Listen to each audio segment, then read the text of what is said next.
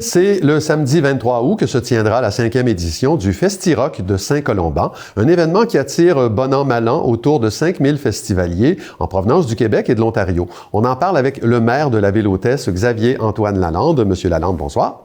Bonsoir. Bon, c'est votre collègue du conseil municipal, Étienne Urbain, qui est à l'origine de tout ça, qui en est le fondateur et l'organisateur. Quelle est la participation de la ville à cet événement-là et pourquoi c'est important pour vous de vous y associer? Ben la participation, elle est totale, en fait. Hein. C'est le projet du conseiller municipal Étienne Urbain, mais évidemment, ça demande la participation complète de la ville de Saint-Colomban.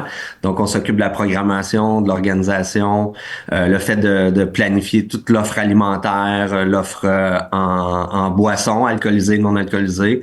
Tout le volet aussi familial autour de cet événement, qui est, à mon avis, la carte cachée de l'événement, c'est ce qu'on veut mettre le plus en valeur.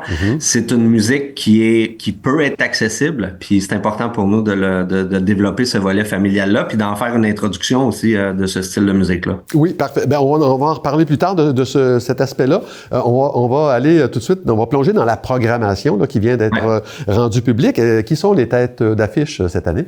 Ben, on a deux têtes d'affiche principales, évidemment. C'est le groupe Vulgaire Machin et Groovy Aardvark avec le légendaire Vincent Peake au micro et à la guitare.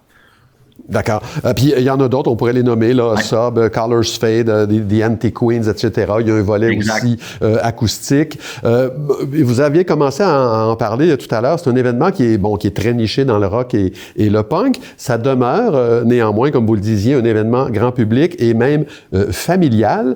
Parlez-nous de cet aspect-là des choses. Il y a une zone là, qui est réservée aux enfants là, dans tout ça. Absolument. Donc, il y a une zone sécuritaire pour que les enfants puissent profiter puis avoir du plaisir en écoutant la musique. Il y a tout le volet maquillage. Il y a même des coiffures qui sont offertes pour personnifier le look punk pour les enfants. Il y a des tatouages, évidemment, non permanents où on met en valeur toute l'image punk, mais aussi l'image du festival. Faut dire aussi, tu sais, tantôt, j'ai expliqué le rôle de la ville, mais c'est toute notre équipe de communication à l'interne qui design l'image. Donc, du Festi-Rock depuis 5 ans, puis on fait des mises à jour. Donc, tout le développement de la marchandise, donc les chandails, les casquettes, les foulards, ça, c'est tout fait à l'interne.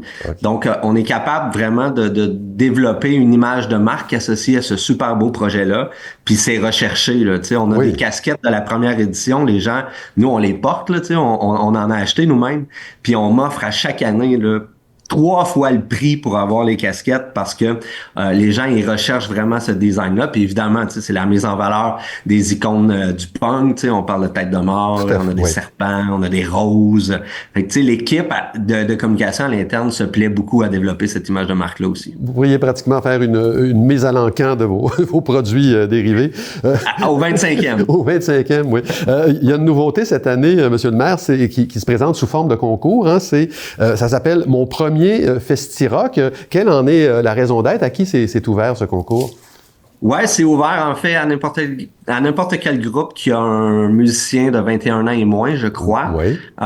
Puis c'est l'occasion justement de donner une scène à un groupe qui débute dans l'industrie du punk rock, parce que c'est parfois pas évident de s'initier à la scène. Tu sais, les festivals, c'est quand même difficile d'accès là, et ça prend une certaine notoriété. Donc, c'était l'idée d'Étienne, de Mathieu Bouffard, le directeur des loisirs, de pousser ce concours-là pour permettre vraiment à un groupe de faire l'ouverture du Festi-Rock cette année. Qui va faire l'ouverture, c'est intéressant ça. Le groupe gagnant, effectivement. C'est ça, le groupe gagnant. Là, les inscriptions pour ce concours-là s'arrêtaient le 14 avril. Saviez-vous si vous avez reçu beaucoup de candidatures? On en a reçu, là, j'ai pas le nombre exact avec moi, mais on en a assez pour désigner un gagnant. Ah, c'est super. En terminant, écoutez, je rappelle que ce 5e Festi-Rock de Saint-Colomban, ça va se tenir, c'est au parc Félan, comme toujours, le samedi 23 août à compter de 13h. L'admission est toujours gratuite?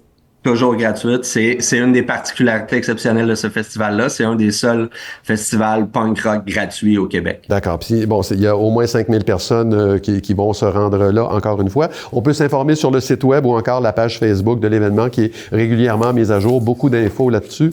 Xavier-Antoine Lalande, merci beaucoup d'avoir été avec nous. Merci de nous offrir cette magnifique tribune pour en faire la promotion. Toujours un plaisir.